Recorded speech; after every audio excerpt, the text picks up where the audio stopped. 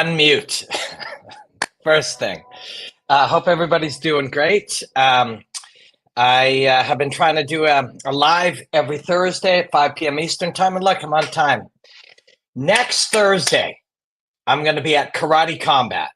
I'm going to be backstage getting ready for the show, and I am going to set up on a little camera and have a little platform, and I'm going to wander through and I'm going to chat with some people. They may not come across. I don't know what I'll have for mics. I don't know.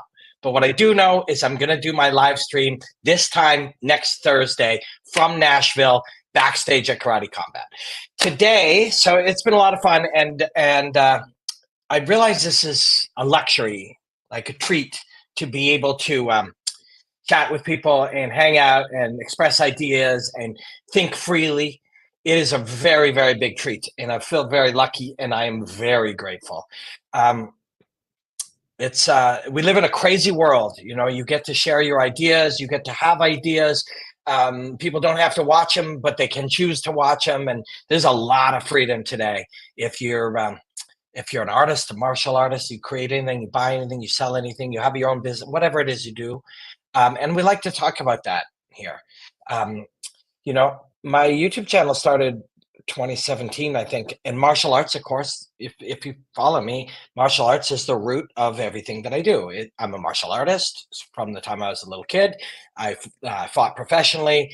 I love martial arts, fighting, boxing, mixed martial arts, wrestling, jiu-jitsu, you name it, bare knuckle. If human beings are doing combat, I love to watch it. I love to talk about it. I love to analyze it. I love to share ideas around it. I love to learn from it.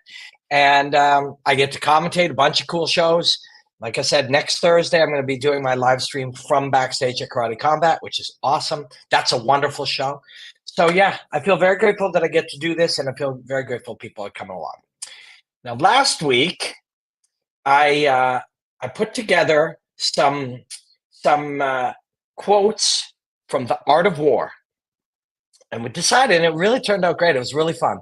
We took little excerpts from The Art of War, and we said, what can we learn from each of these that can apply to martial arts, of course, but also to day-to-day life, to being a better neighbor and better at your job and a better artist and a better father and wife, whatever, whoever you are and whatever you do. What can we learn from taking excerpts from The Art of War and looking at it, applying it to everyday life? And the answer was a lot. And the answer was also, it was really fun. People seem to really enjoy it, which means a lot to me. I would also tell you that possibly more, it was important. I really enjoyed it. Not because I'm selfish, although we're all selfish a little bit, but whatever you make, whatever you create, whatever your business is, whatever you do, whatever you sell, whatever you do as an artist and a creator and a person and a business person, and you want to love it, right? If we make cups with the Muppets on them, which is what I got my water out of, I love the Muppets. If you make cups with the Muppets on it, of course you want the audience to buy them. You want them to say, hey, I love this. You want to take some of that input, value it, be grateful for it, take some of that input and apply it to your work. But you want, if you're going to make anything, YouTube videos, cups, whatever, for a year or two, no problem. You can work, see what works, learn that it's profitable, and decide that's what you're going to do. But if you plan to do something for 5 years, 10 years, 20 years, you better be deeply curious about it. You better be passionately curious about it. You better find it tremendously exciting. You want to be thinking about it when you're not working. You want to be in turmoil when it's hard. You want it to be your life, right? Like you want to love it. And you can change what you love and change what you do many times in your life. But when you find the thing that you're really going to dig into, you hope it'll be something that you love. And so last week, I really loved doing this. And so I thought all week, I've been thinking, oh, God, it'll be fun. We'll go live again on Thursday. This time, we're going to look at some generally motivational quotes. Now, when I was writing what we might talk about, I referenced Bruce Lee. There's a Bruce Lee quote or two in here, of course. Bruce Lee is literally right here. I work for Bruce Lee's family companies, and I make also, my lights aren't great here, but this entire wall is 3 giant custom painted Bruce Lees because, yeah, this guy is of great inspiration to my life, his work, and from the 1970s, still very important today. So there's a Bruce Lee quote or two in here for sure. Muhammad Ali also was, in there, and there's only one or two. But you look, human beings have we all speak, not all of us, but many of us to most people speak or express ourselves in some way. And there are people who say things in your everyday life, at your work, or people you like to hang out with, people you play a sport with, whatever. You're always like, man, that guy's always saying, or that woman's always got great ideas. We've stood there and of all the thousands of things being said, millions of things that you come into contact with in a day, and with Twitter and Facebook and all of these things, you're coming into contact with thoughts and ideas from people all the time. Well, some of them stand out. Some of them mean something. Language gets commodified a little bit as everybody just says anything all day long. Well, in the noise of constant talk and communication and sharing, some of it's meaningful. Not all of it, but we all have something that we're trying to express. And if you look deeply enough, most people have something fascinating that they're saying or doing. But it's very impossible to do. Time, this is an idea, maybe this will come into something we're going to look at today when we look at some of the greatest motivational quotes. What we're going to do is we're going to look at these, try to figure out what they might have meant at the time, look at the first layer of it, and then look at what we can extrapolate from these things and how they might apply to our lives, right? A quote is great, right? A quote is great. Somebody said a thing, wow, that really moved me. Well, why? What did it mean? What could it mean? What does it mean if we look at it more deeply? What does it mean if we look at it more shallowly? Because to examine anything, whether it's kickboxing or language, you want to look deep. You want to look shallow. You want to look wide. You want to look thin. You want to look from as many different perspectives as possible. That's a good way to learn. I literally have been watching martial arts, doing martial arts my whole life, certainly as long as I can remember, as a little child. And now, if I looked at it exactly the same way, it's going to get boring. I'm going to plateau forever. You're going to get trapped in ideas. Martial arts, like all things, are constantly changing. And so if you think what you believed 5 years ago about politics or science or astronomy, like complex sciences even, are in constant flux. That is the nature of science. Add more, figure out what through all of the examination, what no longer applies, and go into different layers. This is what we can do in our whole lives. So we're going to do that with some of these quotes. We're going to look at them, what they might mean. In some cases, we're going to look through the lens of martial arts, because ultimately this is, a martial arts channel, and I'm a martial artist. But we're also going to look at different ways that they can apply to our lives and our thinking and our own growth. Before I dig into the first one, I just said our own growth. Ultimately, it's my belief in the way that I live my life and view the world, and I'm just one person. I'm alone here, so I got to express some of my own personal thoughts as what else can you do other than today we're going to look at the thoughts of others. But it's my belief that our purpose here is to actualize our potential. And my friend David Mullins said to become your potentialities. I heard it from him first. I've heard that said before since, but to become your potentialities. Like when you're a little child, what could you become if you had really worked at the things that you are predisposed to be great at? What could you become if today, wherever you are, 41 years old or whatever, you change some aspect of your path, right? Becoming your potential, growing into what you're capable of, to me, is the point of life. So some of this, we're going to look through that lens. Hey, look, we got a comment. Good day from BC, bro. BC is British Columbia, and which is the west coast of Canada. It's a beautiful place.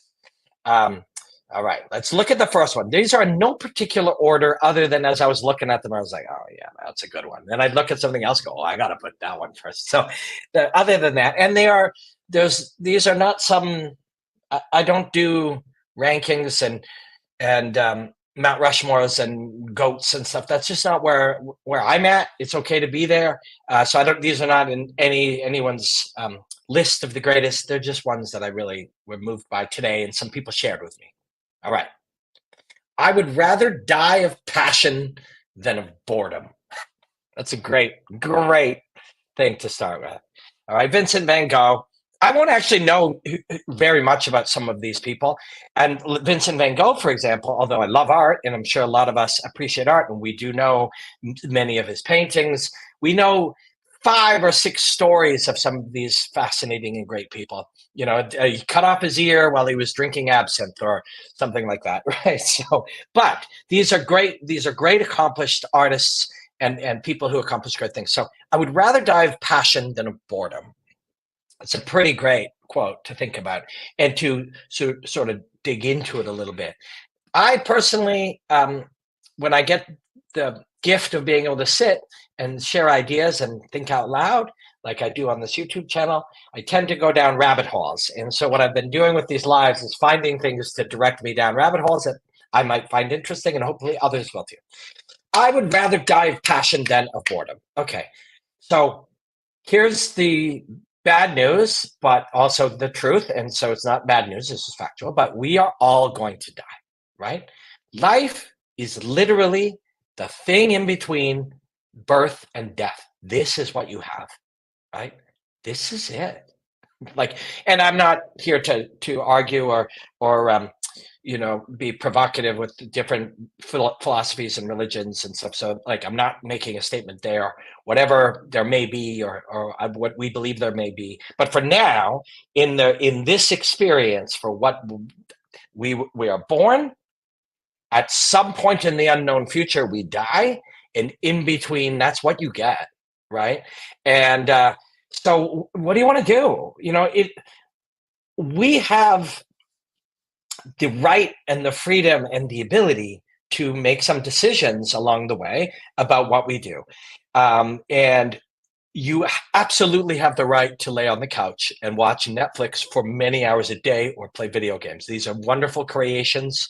Um, Movies, films, television, streaming, video games. These are wonderful creations, great works of art. I did watch the series Fallout. I don't get to watch a lot, and I'm in a very relaxed vibe lately, and I found it to be really good. I walk every morning and I watch 90 minutes of something with my wife most nights, and that start and finish has actually been really good. Something I haven't done for years. Walking, yes, but watching it. So I watched Fallout recently, and it reminded me when I was first fighting. So in 2008, I had my first pro MMA fight. In 2006, 2005, 2006, I began training full time. So I had a job where I worked about 20 hours a week, and then I did 11 workouts a week at about 2 hours each. So it was another 22 hours. Then rest was super important. And I had no money because I was training to fight, right? And my money was going, I had private training and nutrition and all this stuff. So I had to downtime. I played Fallout as a matter of fact. I haven't played video games in 15 years, but I played that game. It was brilliant. It was brilliant. Human beings put skill on skill, songwriting, crafting, animation, storytelling. All of these things were crafted to make you a video game or a film. So you have the right to watch those things. But you also have the right to leave your house and go outside and chase things, create things, get excited about things. Yes, you can get excited about a video game, be excited to go home and play it, or Netflix or whatever. But you can also go out and create change, try to innovate, take massive risks. Every single person that that's ever started a little business, and I mean all of us, somebody was nervous or scared or worried or uncertain, tried and failed. But when they tried and failed and learned and tried again and made a small victory, the joy that you get from creating something or pursuing something that you're crazy about is so powerful. It's so unbelievable that the little failures and the setbacks and the bits of ridicule, or you think you feel humiliated, whatever, it's so worth it. It's so worth it. And like I said, at the beginning of this thought, like just you're born and then you die, and in between that is everything. Would you rather sit and wish and regret? You're never going to regret. I wish I played, watched more films. Although if you love films and it truly is what you do, you can also go out and start to write about the films or create films or write movies or review them or, make clips of them or something. Like being passive about it is a beautiful thing. Consuming fighting is a beautiful thing. You don't have to fight. In fact, don't fight. It's really dangerous. Right, but you can start to do martial arts. You can start to like look at it differently. You can have fun with it, right? Like going out and living your life is everything. And if all you get out of, a couple hundred people hang out with me for an hour, and all you get out of watching these motivational quotes is the idea, like, hey, wait a second, tomorrow when you get up, am I being passive? Am I letting the world kind of tell me? Am I reacting to the day as it unfolds, or am I being conscious and intentional with my time? You don't have to make things. You don't have to sell things. You don't have to build something. You don't have to be a champion something, but you just want to be intentional with your decision making. It's really hard to do today. It's really hard to do. There are a lot of forces, not all of them evil or in concert working together. A lot of them are just how business has taken shape. We are all crops to be harvested in business. We are all, Doritos doesn't get rich unless we eat them, right? Eating Doritos is bad for us. So, and the same goes for Coca-Cola, and the same goes for too much video games, and the same goes for too much Instagram.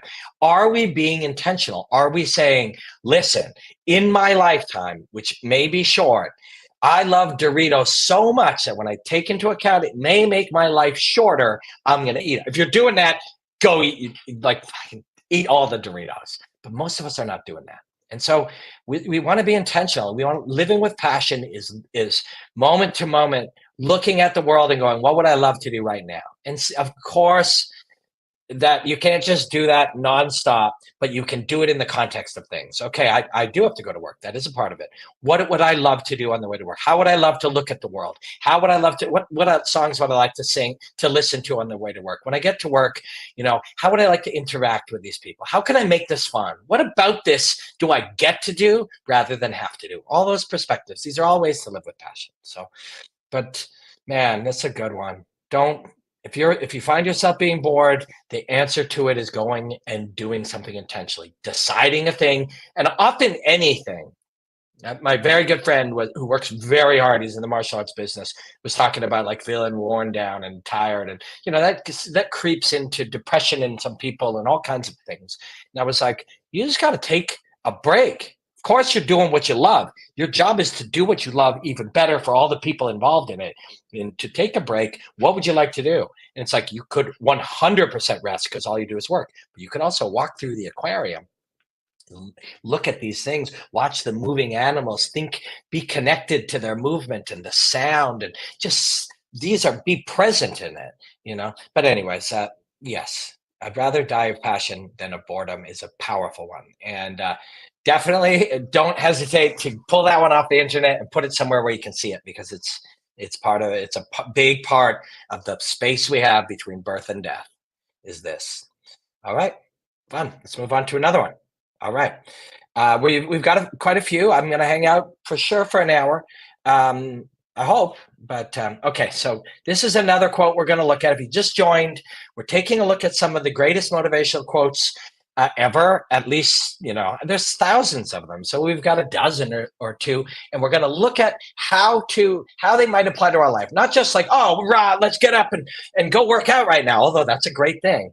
But what could they mean if we think about them deeply and really try to apply them to today and tomorrow? I didn't get there by wishing for it or hoping for it, but by working for it. Estee Lauder. Don't know. I do wear makeup on Karate Combat, and that definitely bothers some people. But I like it. It's dramatic, and I'm a performer. I also wore makeup when I sung in a rock band. So I have some. And my ex partner of a long time, she was a makeup artist, which during my time playing. So that's kind of how I learned to do it. And she's an artist with it. Estee Lauder, what I know is she was a makeup artist and created makeup. But obviously, the fact that every single one of the hundreds of people that are watching across these platforms are, and I'm on like 3 or 4 different platforms, so I don't know where you're watching, but thank you. My YouTube channel is the route to where I want to spend a lot of time lately, but wherever you are, thank you. But most of us go Estee Lauder, right? That's makeup, right? So obviously, this woman has accomplished a lot in her life, and she fucking worked for it. Like, and so when I read this one, I thought, what's the value in here? Like, what can we take that's valuable out of this? Not, hey, you got to work. We know that, right? Although I will add this. Yeah, you're going to have to work at anything you do. You're going to take a job that you hate and you're going to work for somebody else doing something you don't enjoy. You're going to have to work really hard. And this is a big one. Sometimes you'll be like, yeah, but it's stable. Like I signed a contract. Yeah, but they go out of business, or they cut the department, or the world changes and suddenly AI does your job. Like these are all real things, which is why sometimes going out and chasing what you love is worth doing, because you'll work hard at what you don't like anyways, but you'll work really hard at things you love and you'll get some excitement in it. And you can still do a regular job and for an hour a night work on the thing you're interested in. If that thing happened to be something like this, or an Etsy store, or whatever you create, you can do it an hour a day. In that hour, you can go, how does Etsy work? Like you start there. When I started, made 2,500. Actually, I made well over 3,000. Actually, well over 4,000 now that I think about it, because I had a page taken down that had almost 2,000 views. UFC took it down because I was sharing their stuff, and legally, I might add, but that's a story for another day. You can repurpose people's content for the purpose of education or storytelling, or there's a lot of legal reasons, and mine falls into it, but whatever. So yeah, 4,000. Let's say I made 4,000 videos. When I first started, I didn't know how to edit. I had worked at a TV channel, and people edited it for you, shot for you, lit you, all those things. So I had to learn it, and day one was going on YouTube and clicking in how to edit videos. And a 9-year-old girl came up and she was like, you click this and then you move this and drop this. I'm like, if this kid can fucking edit videos, I can edit videos. That's how you start. That's how you start anything. But this was the big part when I glanced at this quote that I thought, one of the ways you can harm yourself the most is attributing somebody else's success to luck or good fortune, although good fortune is a part of all of our lives, and bad fortune for that matter, or money, or they were born with it, or or they had some advantages that we don't have, which is why they're there and I'm here. You'll harm yourself if you do that. When you look at somebody, even people you dislike, and this is the harder exercise, but it's really valuable. You can look at, let's say you don't like Jake Paul or Logan Paul, and there's lots of reasons to not like them. They're provoking you on purpose to get you to not like them, so that they can milk your dislike for engagement and money. They make money out of you disliking them. So there's lots of reasons to dislike them, and they're doing some of them on purpose because it's of great value to them. So don't give them that. Don't dislike them. Don't type hate into the thing, or you're helping them. Even sometimes those lately, I'm off topic, but I'm going to tell you what I'm getting at in a second. These are the rabbit holes I like to dig down. I saw somebody recently, and I made a video on my Instagram. Actually, it was on YouTube that I extracted and put on Instagram. And I was like, they're milking your hate, and they're gaining from it. They're taking from you, you're helping them. And somebody was like, yeah, but nah, man, this guy's fights don't sell anything. It's like, you're missing the point. Jake Paul's fights don't have to make any money. If they raise the value of all of his platforms so much, that's where the money is. I know 2 people personally, two friends. One of them makes $700,000 a month off his social media and platforms, and one of them makes $800,000 off of hers a month. Jake Paul makes millions a week. That's the money. Fighting a show that doesn't, on an event that doesn't make any money is irrelevant to him. That's why he can keep, oh, let's fight Mike Perry. Let's do it in 2 weeks. Well, nobody's going to buy that pay-per-view. The point isn't the pay-per-view. The point is populating all of the other platforms with this, because those platforms make him millions a week, every week for years. And that might make you dislike him for sure. I get it. I get that. But if you look at these people and you say they worked for it, and if you can go, they're regular people like me. This is possible for me. And it is. It is. And the reason I'm saying you hurt yourself every time you look at somebody and say they were already rich or they had some kind of advantage, or, yeah, sure helps when your dad is whatever. That doesn't matter. You're hurting yourself. You're trapping yourself in this idea that you can't have it because you're not. So when you say you're on some subconscious level, we're trying to diminish what they have and what they've accomplished. But what we're doing is saying we can't do it without that. And it's very harmful. It's very harmful. So, when you see whether it's Estee Lauder or whomever, understand that they worked for it, and understand once they didn't know how to do any of those things, any of them. I got 800,000 people that follow or subscribe to my stuff across all platforms, and I make 100 pieces a month, and I make a great living just getting to do this. It's crazy. And I had no idea how to do any of this in 2016. I didn't know how to save a password I didn't have a Gmail. I didn't know how to do any of it. We can all learn all these things. And that starts with understanding that you can. And understanding that you can comes from seeing all of these people and going, they're just like us. Not they're better, they had some advantages, or they had something I don't have. As soon as you say they had something you don't have it, now you can't have it. You go the opposite. They were just regular people once who didn't know how to do any of these things, and now they're doing all these things. I'm a regular person, and so are they. What was their path? Oh, they started really small. They failed a bunch. They got excited about the process. They got discouraged but didn't quit. It's really kind of simple. If you keep it simple, regular people can do anything as long as you don't think those people aren't regular. They can do things regular people like me can't. They're all regular people.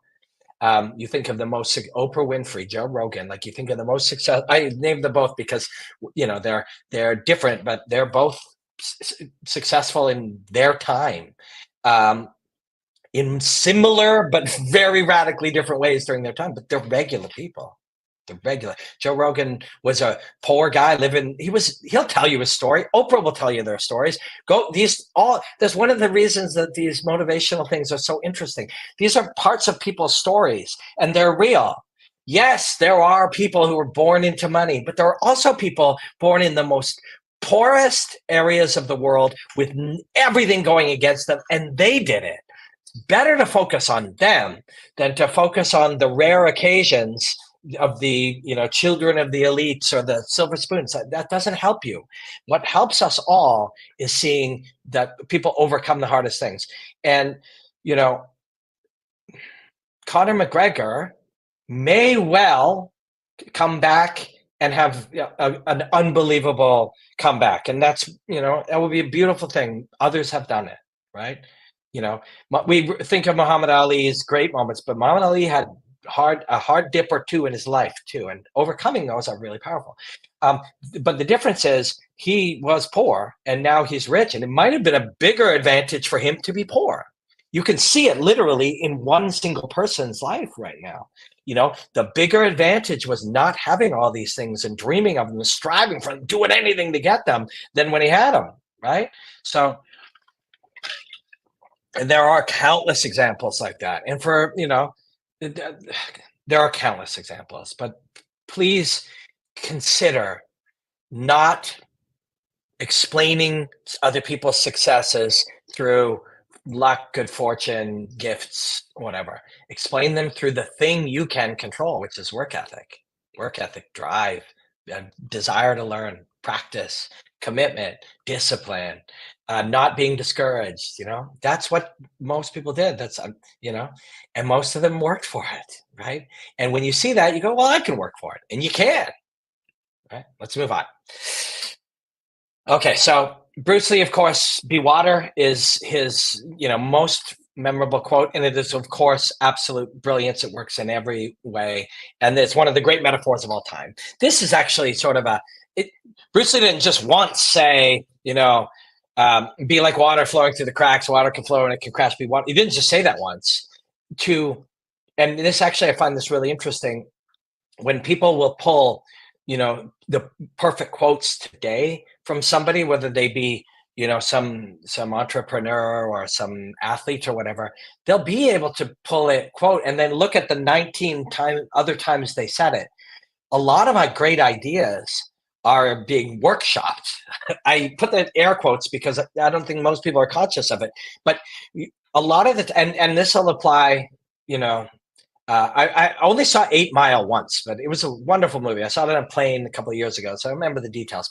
But what you'll see in a great, you'll hear in a great song, it 10 years earlier, 50 Cent or Jay-Z or whomever, right? You're not looking at me and going, that's an expert in hip hop right there. Martial arts I know about, right? These people said these things, wrote these ideas, said them again, did them in freestyle, and then they, quote, unintentionally workshopped the ideas. And so this is later, I believe, where Bruce Lee, again, at different times, is being recorded in different settings, and he's paraphrasing himself or reinterpreting his own ideas, which is really a beautiful thing. It's a very different thing today than most people, really realize.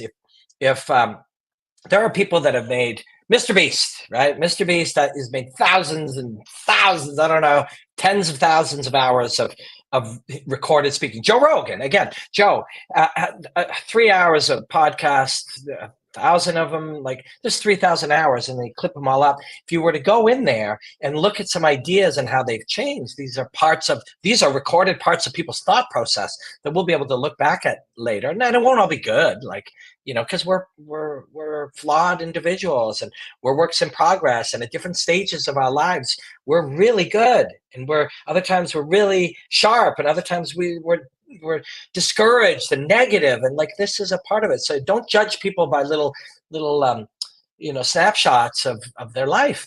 This is all one life, and it's all learning. But so here's Bruce Lee: don't get set into one form. Adapt it and build your own, and let it grow. Be like water. So this is I believe later. I don't have the date on it, but I believe later than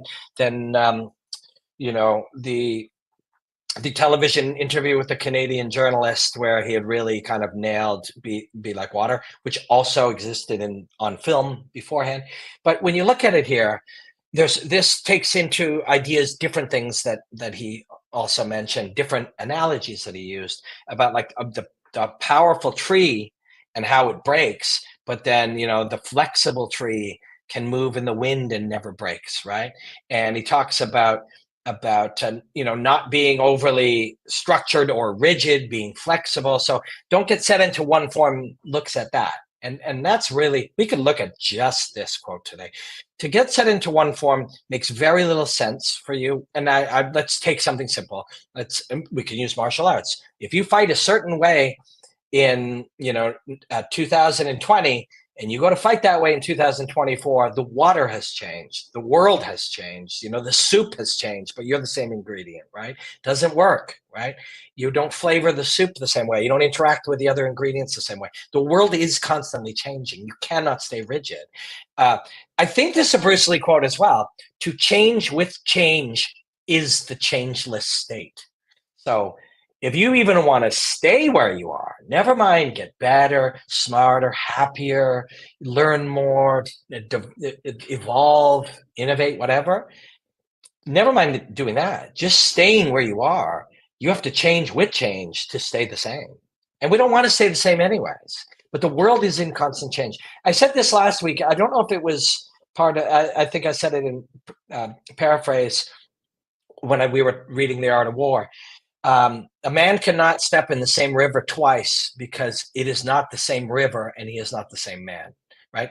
Sounds metaphoric. It's actually the science of it too, like the legitimate reality of it too. This river, we can look and go, that's the Danube or whatever river, but the water of it is gone. New water is there. and everything about it is different. And same with you. You could say, oh, you've changed, you've learned, you've grown, but every cell of you changes. Every part of your body changes and regenerates. So you are literally not the same person as you were 3 days ago, but certainly 3 years ago, right? You physically are not. You are a different person, right? So you can't get set into one form because the world, the soup, the water, all of it is going to constantly change and you'll get left behind. And then next is adapt it and build your own, right? So it does, and there's actually a really nice one here. I'm going to go to it next, but not next, but you'll see. It's about being an individual. All of us are individuals, so it really makes very little sense to try to be like everybody else. I have a 2.5-year-old daughter, and there's, of course, I'm sure a lot of people here. I see the live chat. I'm going to pause for a second and respond to some of that. I know a lot of people here probably have kids too, and you start to worry about things. There's a lot of things that are worth worrying about. And among them, sometimes I'm sitting there and I'm thinking, the world at large naturally tries to shoehorn us all into the middle. It discourages individuality, not on purpose. Nobody's trying to, a lot of people are trying to control us, to sell us things and make us think a certain way. That's part of the society we built. And that's not a great thing, but it's the weather right now. So you have to learn, you get an umbrella, right? You don't get mad because it's raining, you get an umbrella. You figure out how to adapt to the real thing, to what it is, um, but yeah, the world is going to try to tell my daughter, as it tries to tell you and me, to be more the same, to be in the middle of the pack, to stop being so different and individual. And that's not good. Be an individual, build your own, adapt your own thing, and let it grow. Be like water, of course, be like water in constant flow and never staying still, always adapting and learning and growing, right? It's brilliant. We'll move a little quicker on a few of these. Maybe not. I don't know. Thanks for hanging with me. I say that all the time, but I genuinely feel grateful to be able to hang out like this and do this. In my own home. This is my home. And there's hundreds of people across all different platforms that are hanging out with me. Should we take a question or two first, or look at a couple comments? I know you used to be a musician. Is there similarities between music and combat? I actually talked about that. That's one of the questions in one of my Ask Robin Blacks. There's a bunch of them. The ones I make right now don't have a lot of, I don't follow like who's fighting next week much these days. It's just, it's constantly changing, or who's the best. There'll be a new best in 6 weeks or 6 months. So it's not as important to me at this stage of my life. So what I talk about in my YouTube channels tend to be evergreen. So you can go back and watch. But I did talk about that. Music and performing and stuff is very related to martial arts. Martial arts is an art, right? Fighting is an art.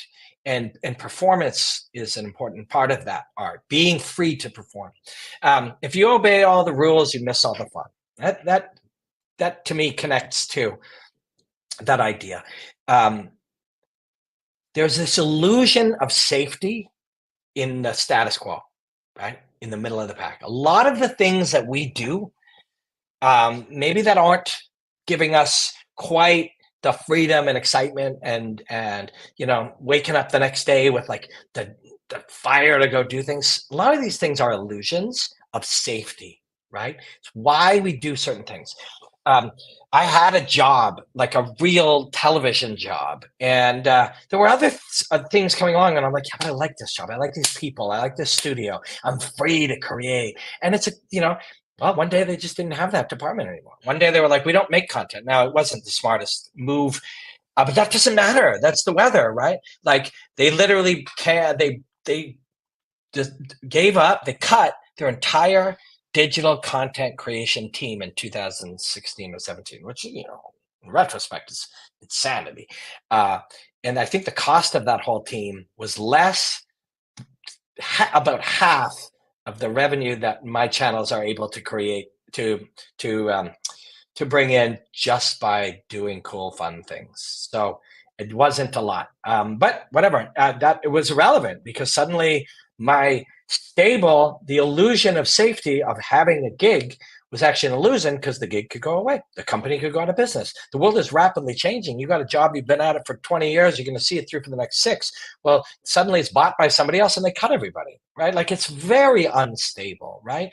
And the middle of the pack, fall, and I'm not, if you obey all the rules, you miss all the fun. Doesn't mean disobey every rule. This isn't about full chaos. We're not Caligula, but we're saying that like doing what appears to be the thing to do, the safe thing to do, is actually not necessarily, it's an illusion, right? There's a lot more excitement as soon as you shift something slightly, turn something sideways, and it's not easy to do, right? Breaking the rules, wherever that is, and let's take it as artistic rules or creative rules or rules within the workplace or perceived rules. Now, you can't talk to your boss a certain way. Maybe you can. Maybe you can't. But the illusion of the safety of the middle of the pack is an illusion. There's a lot. All the action is on the fringes. There was definitely a time where, like, after that television job, my primary goal at that time was to work, sit next to Joe Rogan and John Anik and commentate the UFC.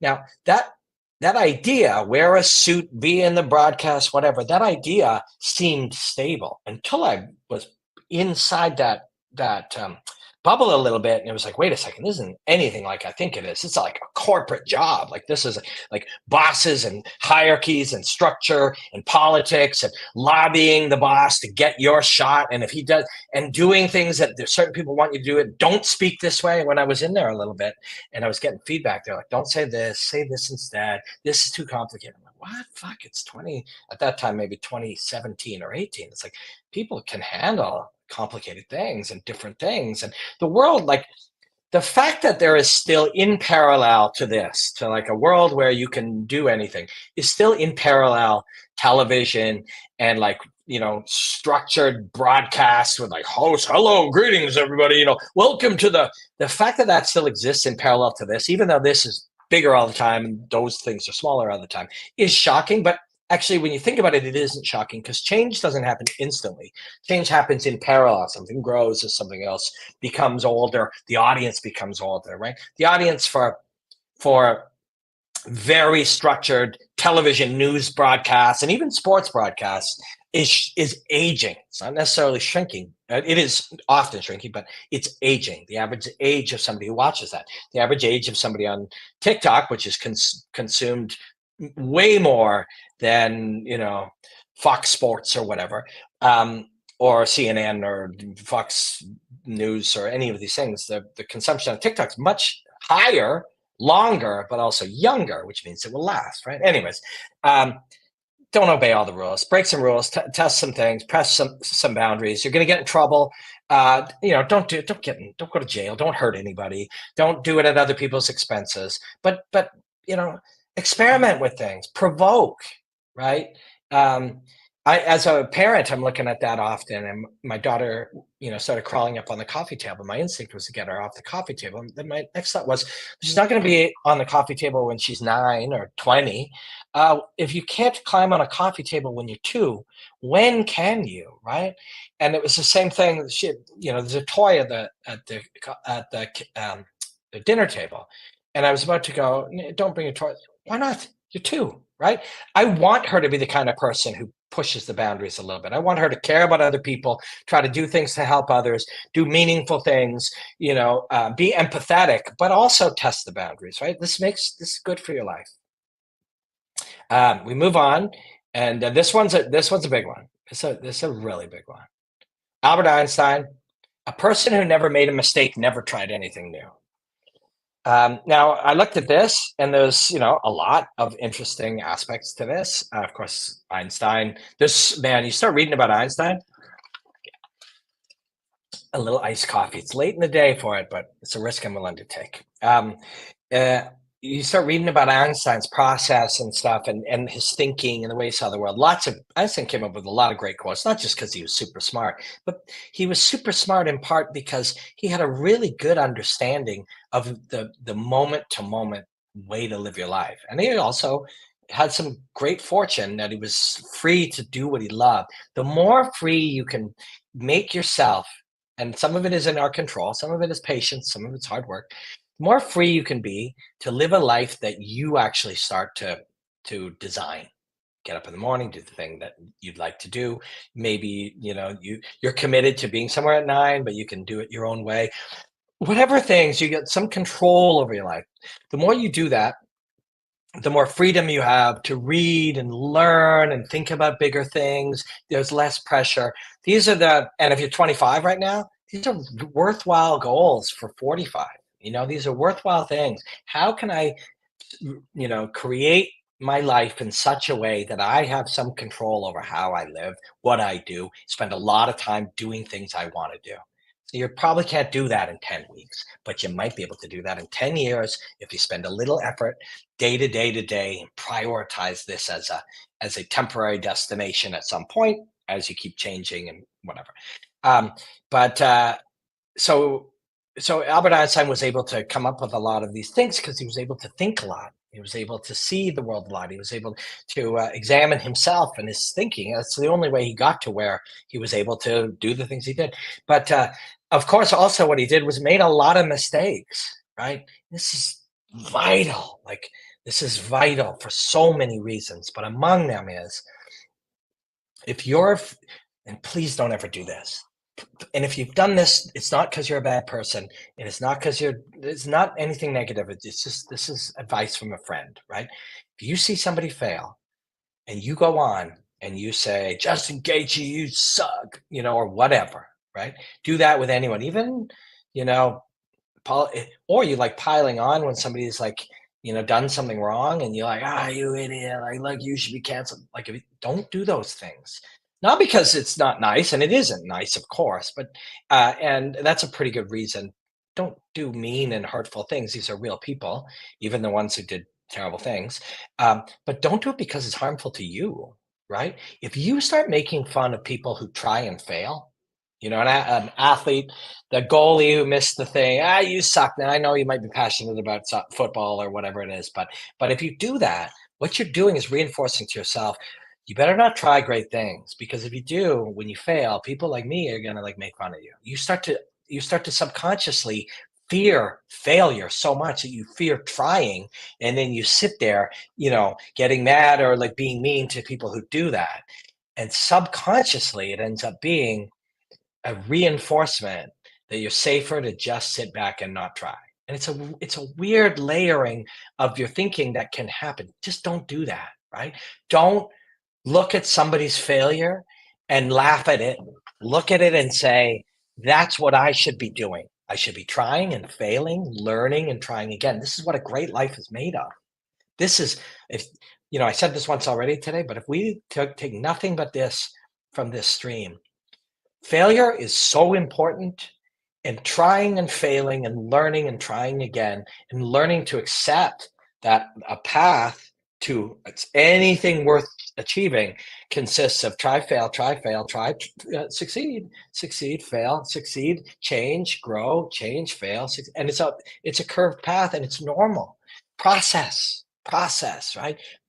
Process, a path, a journey, a process, whatever. This is a big part of it. You have to fail. You have to try and push yourself to limits that you discover the limit, and then push yourself to grow to overcome it. This is the root of everything. This is life. This is like literally life. And one of the reasons that I mean, everything, whatever I'm saying here, the fact that if you're like, yeah, man, he's right. I mean, why the fact that this isn't just literally the default of how we should all be learning and what we should all be learning is partly, I believe, the way we've presented things. Fighting is a perfect example, but Grammys, like, award shows, all these things. It's great to win. It's really great to win. But when we spend all our time, who's the best? No, he's the best. No, he's the best. No, but they're the best. Yeah, but that guy used to be good, but now he sucks. Like if all we're doing is looking at the outcomes, like I won, like I lost, if we're looking at, destinations, he's the champion, we it's so easy to forget that there's a path, right? That there's a journey. Every single, I would take, fighting, every single martial arts champion, boxing champion, MMA champion, once didn't know how to throw a punch. That's the vital important part. Also, we do celebrate an undefeated fighter or a team that goes the whole year without losing. We do, and it's special, and you should, that's something to be celebrated. But they lost somewhere. They lose in the room. They lose in training. They lose in life. They lose in they lose along the journey. I've always been sort of a fan of Nick Diaz. Uh, and I have some really amazing Nick Diaz stories. I'm working on another project. Been working on it for 6 months. It's 6 more months, and it comes out maybe February of next year. I'll get to talk about it in the fall. But I have some amazing Nick Diaz stories related to that. But always really love Nick Diaz. And Nick Diaz at like 37 or 38 or whenever he last fought Robbie Lawler, he fought his heart out, and at one point he can't get up, and he's like, I'm done.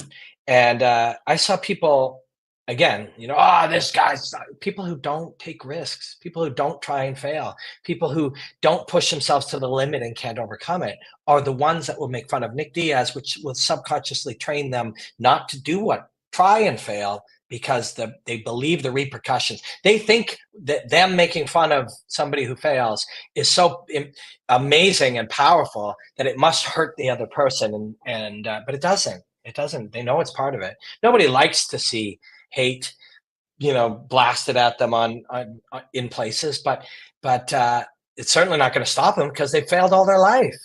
You know how many times you have to overcome, not quit in your life to get into a point in a main card of a professional fight, to surrender in a fight? You know how many times you have to not give up in your life? Thousands, tens of thousands, every day, every time you're in the gym, every single day. It's about not giving up. And every now and again, we give up.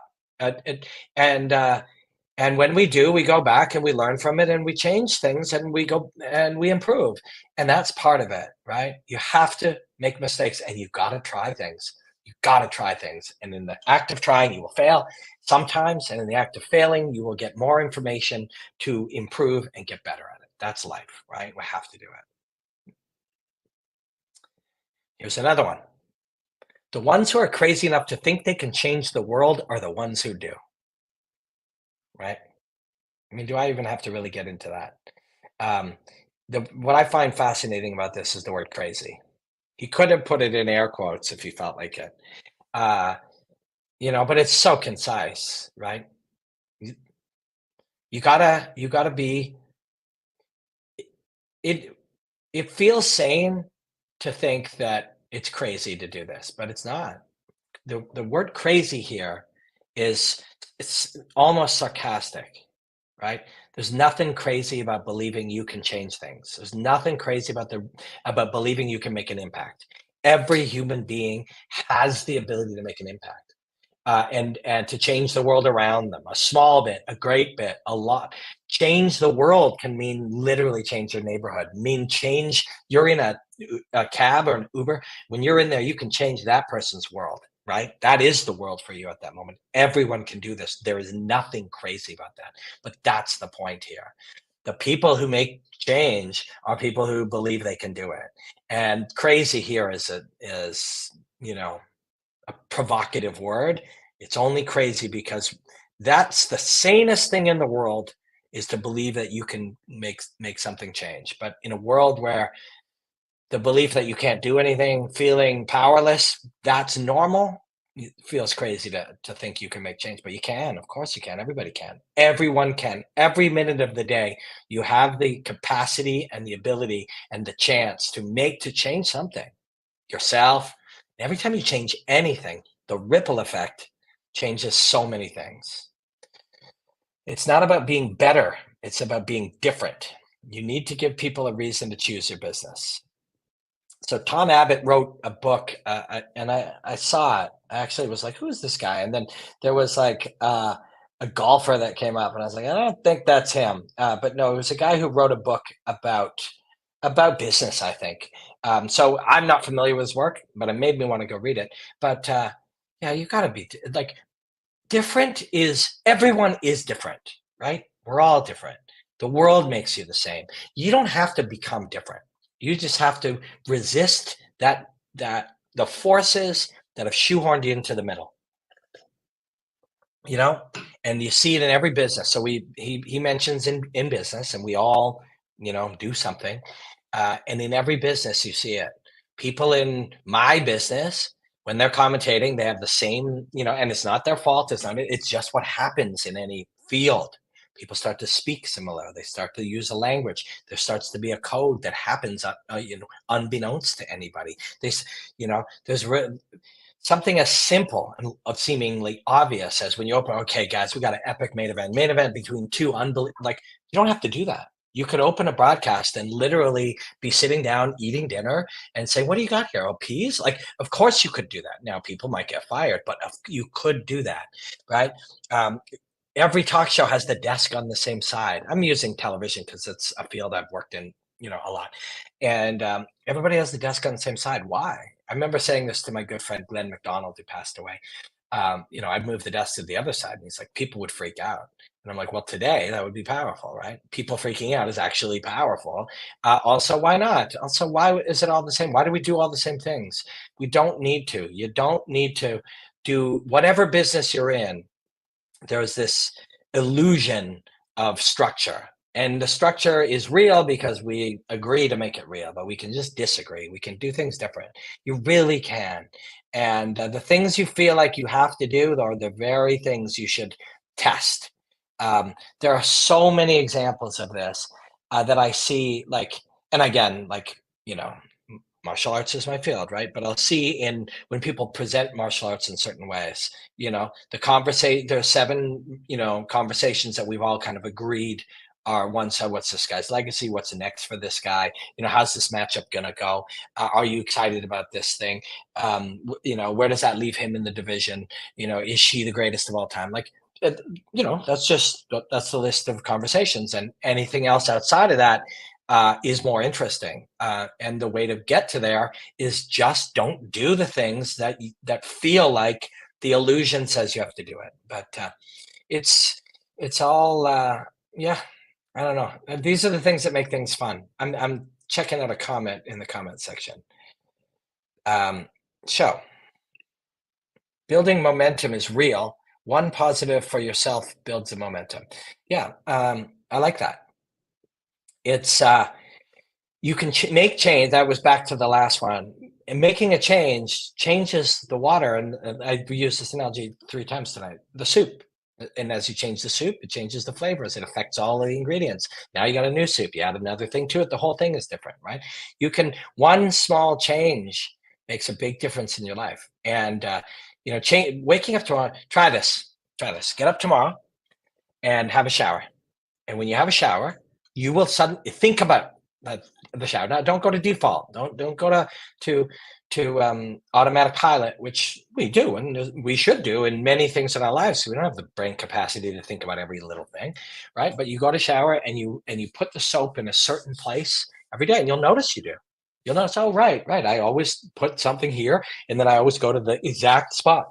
You know, um, do it the opposite. Put it on the other hand, move to a different place. Instead of turning around right, turn around left, squat. Like, just be different.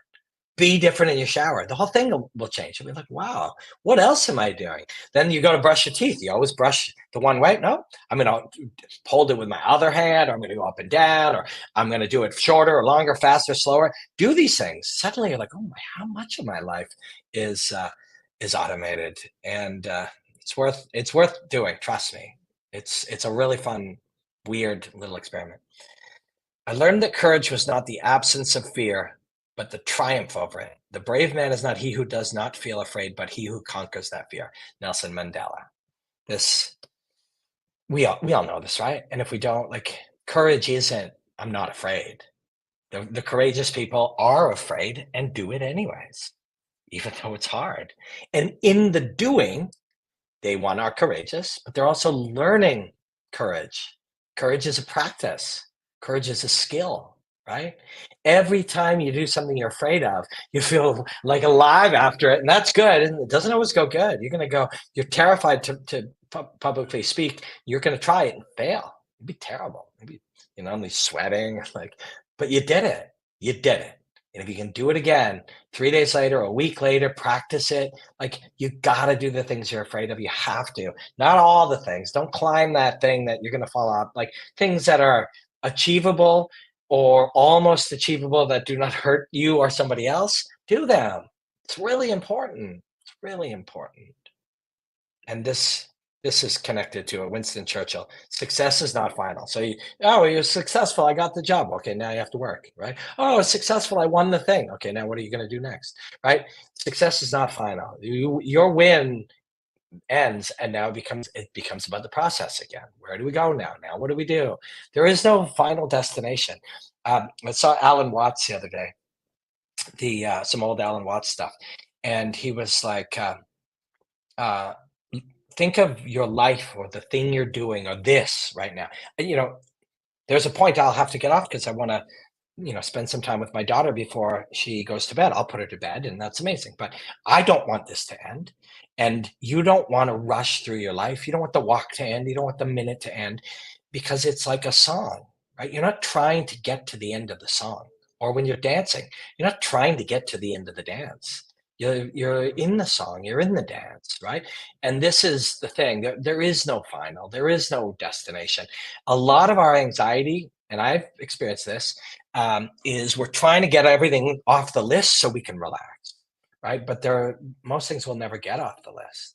My dad was a farmer, and all of my relatives on his side were farmers in Manitoba. They had France before that, and my mother was in the army, right? Both of them, the work never stops, right? When you're a farmer, the work never stops because there's more that could be done, so you do it.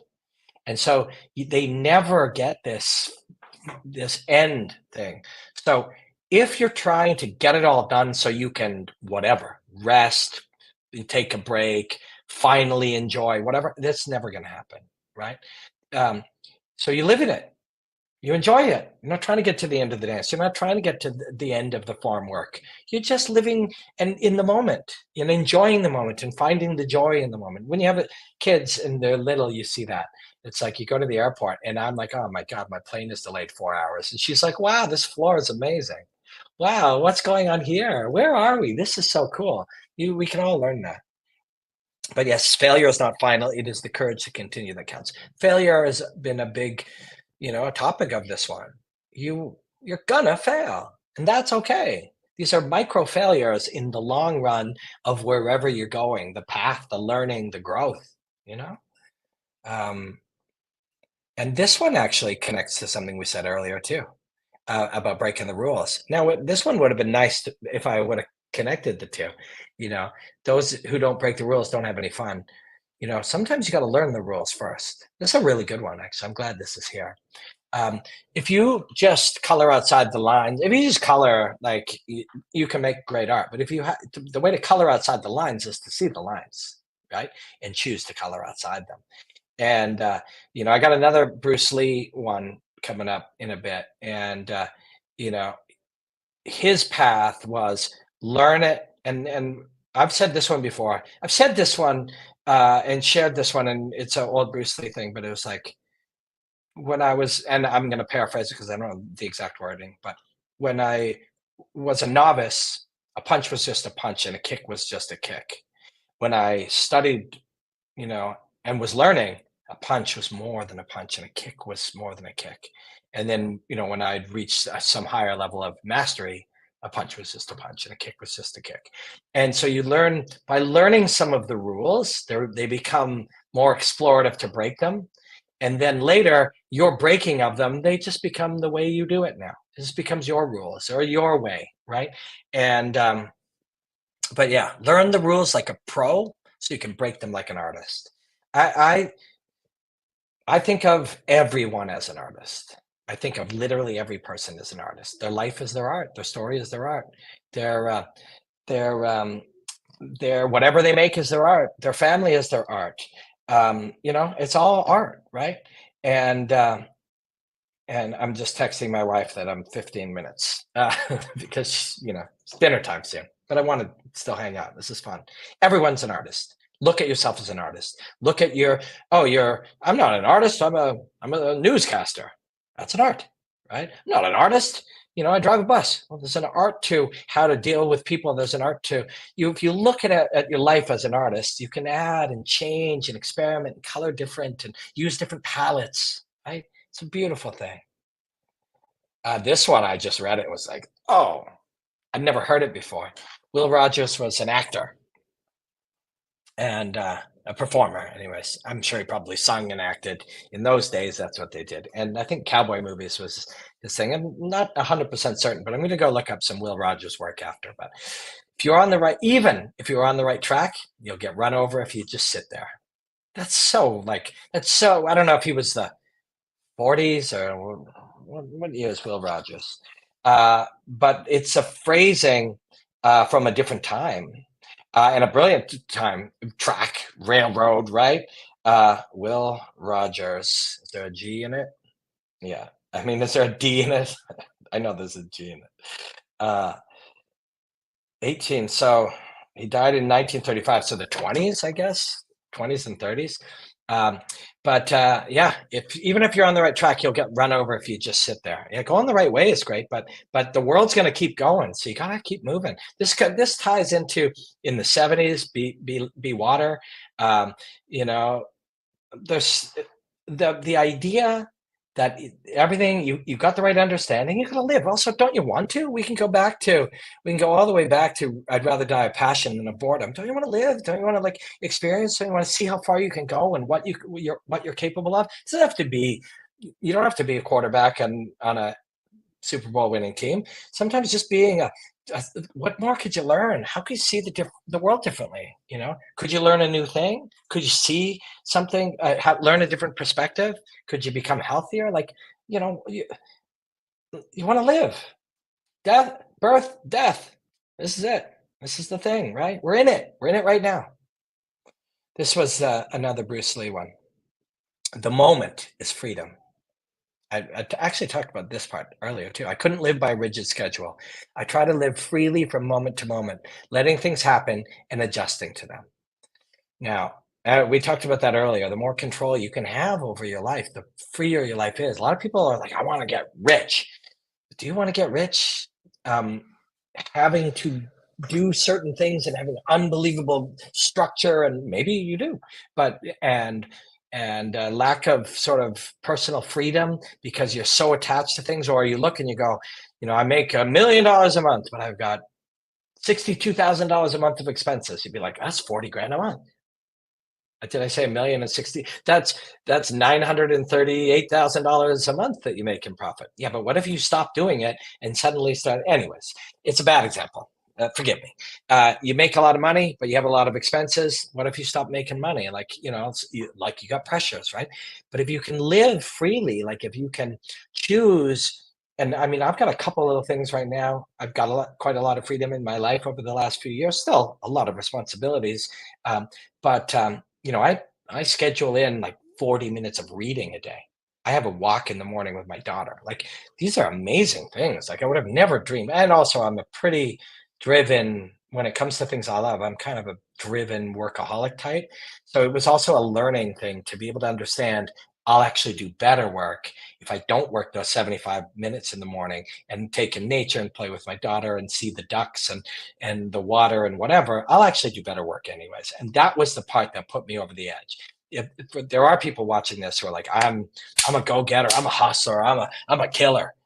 Well, you're going to burn out. And even if you don't, what if you could be even better by working 6.5 hours a day instead of 10.5? Is that possible? It is possible. It might be clearer. You're most focused, you're most driven, you're most like serene, you're least stressed, you may be able to do more in 6 hours than you do in 10. You're the stressed you does in 10. Hard to say. You don't know. But of course, when you look at this, now the moment is freedom. Now, not everybody will be able to. Bruce Lee was, after a number of years, had the freedom to do martial arts, teach it to other people, make films, have a very loose day that was shaped as a true artist, right? But he had to work for a long time to make that happen. So, but the moment is freedom. You can be free right now. You can be free at your desk. It is about learning to be able to exhale, to be able to hear the sounds around you, to feel your feet on the floor, to be connected to the moment, truly connected to the moment. You won't be all the time, but you'll be bits and pieces. And that moment right now, there's no future, there's no past, there's here. There's this. What is this? What does it feel like? What does it smell like? I'm alive, can breathe, like all of that. That's real. People live that. People live that a lot. People who are very happy and content and successful in their projects and stuff, a lot of them are finding large parts of the day where they just feel good. They're not worried about tomorrow and they're not worried about the past. They're in the true present or in the present moment. And that's a practice, but it's one that we can all get 1% better at. And 1% in 9 days, you're 9% better. In a month, you're a third, you're a full third better, right? So, but it's an important one. And yes, moment to moment, letting things happen and flowing with them. You can do that in the confines of your job on an assembly line. Yes, you have to do the thing, but how you interact with the rest of the world, how you hear things, how you speak to people, how you experience things, how you interpret what they say, those things can all be moment to moment too, right? So you can live it as it is. And by living it as it is, you can spend a couple of years or 3, 4, 5 years changing your life slowly, bits and pieces at a time. So 9 years from now, you live a life of like intense freedom, right? Is possible. It begins now. It begins with the present moment.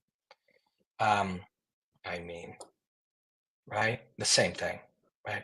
Make the day. You could say minutes or moments or seconds. Don't count the seconds. Make the seconds count, right? Don't count the minutes. Make this minute count. Feel something, change something, be calmer, be happier, be, you know, think about the future in only in the context of how today can make sense as you, if you're lucky enough that there is a future. This is what matters, right? We might not be alive tomorrow. It's possible. I sure hope that's not the case, but it's possible that as I'm saying this, 2 days from now, I've passed. I hope that's not the case. I have a lot of living I want to do. But when I think of that, I sure you know, relish this moment a lot more. It's a valuable thing, right? And the Stoic philosophy, memento mori, is the idea. You're going to die, right? So it's not a morbid thing to consider that truth sometimes, as it if it gets you really back to this moment, to the meaning of this moment, how lucky we are, how lucky we are. Look, I think I'm going to be on time for what I just told my wife. This is where we're going to end it today. I'm going to take a few questions if there are any. Uh, Polly D says we all have a near-death experience. It's called life. That's nice. Nice. Um, and Musashi, if you know the way broadly, you will see it in all things. Yeah, it's true. And that's why I like to look at things through the lens of martial arts, but then look at martial arts through the lens of cooking or dancing or gardening or trees, like anything, right? Strive not to be a success, but rather to be of value, right? I like to end things. I mean, this one's been pretty positive in general, but I like to end my live streams and my Ask Robin Blacks. I do those usually every Tuesday. They come out. I won't be able to do 2 YouTube videos a week forever, but during these pockets where I'm home a little longer, I've got karate combat next week, and I've got Levels Fight League in Amsterdam next month. I've got Gamebred Jorge's show coming up shortly after that. I've got Subversive BJJ. It's a grappling cut. So in the next 5, 6 weeks, I got a lot of travel, but I'm going to still try to shoot these as frequently as I can. But so all of them, I try to end on something very positive. And this, in a thing of motivational quotes, I really like this one. And strive not to be a success, but rather to be of value. The idea of success is an unachievable thing because, excuse me, that's the iced coffee talking right there, is an unachievable thing because however you define success, the second you get it, you'll define it a different way, right? So it's a illogical um, destination to begin with. But also, um, the best way to be successful is to see it as a whatever successful is, and that we could say happy. We could say, whatever, however whatever we want, whatever term we're looking for here. It is a consequence or an outcome of a meaningful life, right? Happiness, success, uh, you know, even winning a kickboxing fight, winning a Muay Thai fight is a consequence of preparing really hard and being present in the journey, being as training as hard as you can, being as focused on the process as possible. And success is a whatever that's going to be is going to be a consequence of a meaningful life. And what better way to be of value in some way, right? And everything can be of value. And if you start thinking of it as like, something as simple as this, could I say or do something that could be have some meaning for somebody? If you do that, you might not be very good at it. I'm only this good at it. I'll hopefully be way better at it in 10 years. But if the goal is, what can we do here that somebody might get some value out of? You'll probably get better at it anyways, right?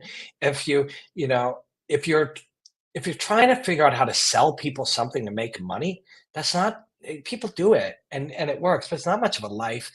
And although I can't speak for everybody, some people just love money and they love winning or whatever. But you're going to do better at it if you look and you go, what do I do in like that could help some other people, or what am I going to make that people will dig? What can I make that will make people's lives better? What can I create, or what kind of store can I have, or what kind of business can I do that could like make the world better? There's a lot of things that are going to happen from that. One, you're going to feel really like it's going to bring meaning to your life. Two, you're probably going to get better at it anyways. Three, you're going to keep pursuing it with a noble thing that in that state, it's the more likely scenario that you will be successful. But it's also, why not? Like, what are we doing here? Try to do something worthwhile and value to you, to others, to your family, to your consumer, to the world around you. Like, look, let's just make the world a little better place. It's a really doable thing, you know if all we can leave it here right now and somewhere in the next couple hours, just be nice to somebody. Because why the fuck not? Right? Why not? Just be nice to somebody who you don't know what they're going through. There's so many thousands of quotes, but there's one about you don't know. It's a Stoic quote. You don't know what war or battle somebody else is fighting. You can be mad at somebody for something, but you don't know. Maybe their mother is dying of cancer. My friend Mallory had a family member die. If he's rude to somebody today inadvertently, they'll think he's a jerk. But a dear family member passed away. This happens all day long. You don't know what somebody's going through, and just being nice to somebody could like really impact their lives, even for a moment, which could actually impact other people. Like it's a really, if you want to make the world a better place, you start real close to you. Can I do like? Could I make the people around me a little happier? What could that do, right? I think we're going to leave it there today. Please hit the notification thingy, and if you don't subscribe, please do, because I'm really happy to be back here. I'm really happy to get the chance to sit and chat here. I'm happy that hundreds of people want to just sit and hang out with me. That's a really huge compliment. It's a true compliment. I'm very grateful. I really mean that. Tuesday, I hope to have another Ask Robin Black come out. I've got two new ones that are out in the past 2 weeks. I try to make them so that they're good anytime, that maybe they'll still be useful in 3 weeks or a month. And yeah, thank you. I will be back next week if I can. I'll let people know on my Twitter. Please follow my Instagram, Robin Black Martial Arts. If you're on TikTok, it's Robin Black Martial Arts also. And you can leave in the comments any ideas or suggestions for other live streams or for my Ask Robin Blacks. I'm also going to throw one thing out there right now, since there's a couple hundred people here. If there is anybody that watches this and sees 30-second, 40-second clips that are really useful, if you're somebody who likes to do that, listen, we'll have to do the first few for free to see if they're any good, right? I can't just start paying people to do things that they don't do or know how to do. Like nobody does that. Doesn't make any sense, right? And also, I still do lots of things for free to prove I can do it. I will for the rest of my life because that's the world we live in and I believe in that. But if you're somebody who does that, can clip things into 30, 40-second things that are cool, uh, hit me on Twitter, put your at in it, and say, "Hey, I just made you 3 or 4 things, and I'll follow you back, and we'll trade them." And if somebody gets really good at that after 3, 4 times doing it, maybe there's some money we can pay or some other value we can give you. Um, and if not, no problem. I appreciate you guys all. I do have a small staff now over the last 6 months, and there'll be more in the future. And I'll definitely always look when I'm gonna work with anyone. They're gonna be somewhere right in the community. And thank you. Yeah, thanks so much. But yeah, you got anything to leave me?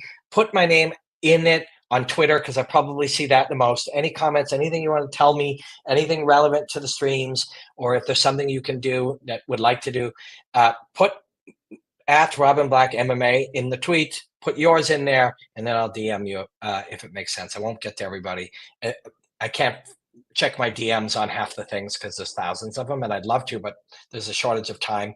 I got to go have dinner with my wife and daughter. It's a very lucky gotta. I don't gotta. I get to, right? Like I get to. I'm very thankful. Thank everybody. Tuesday, please check out my thing, and thanks so much. I really appreciate it. This is a lot of fun. It's really weirdly therapeutic to get to say some of these things out loud. So I appreciate you. Lots of love. Till next time. Enjoy the hostilities, my friends.